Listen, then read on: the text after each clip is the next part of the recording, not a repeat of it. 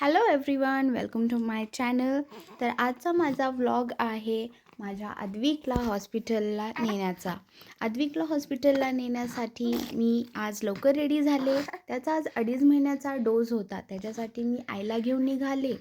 आणि माझ्या रेवाला काही माहीतच नव्हतं, तिला मी गच्चीवर सोडलेलं होतं आणि मग मी बाळाला घेऊन निघाले. त्याची काय चूडबूड चालूच होती.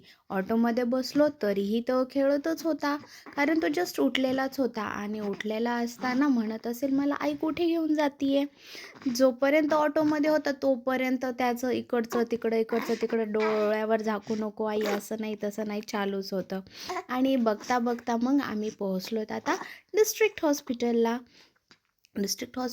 तशी तर बाहेरच आज फार गर्दी दिसत नव्हती आणि आतमध्येही सेम ॲज इट इज काहीच गर्दी नव्हती. म्हटलं बरं झालं, आता पटकन डोस घ्यायचा आणि निघायचं मग घरी.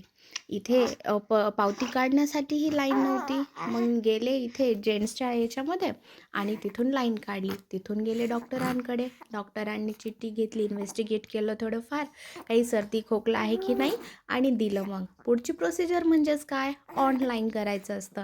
प्रत्येक डोसला ती ऑनलाईन प्रोसिजर करायची असते.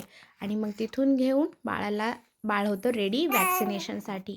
तिथे गेल्यावर समजलं की बाबा तुम्हाला आज वॅक्सिनेशन घेता येणार नाही, कारण की त्याला जस्ट 2.5 महिने कंप्लीट झालेले होते आणि त्याच्यानंतर 2.5 महिन्या होऊन काही दिवसानं डोस घ्यायचा असतो. मग आमची अशीच चक्कर गेली आणि मग तिथून मग फायनली पोहोचले मी घरी.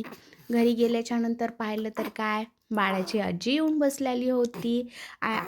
बाळाला घेतलेलं होतं त्यांनी, खूप खुश होत्या आणि माझी रेवा एकदम शॉकमध्ये मम्माकडे बघत होती. तर कसा वाटला माझा व्लॉग?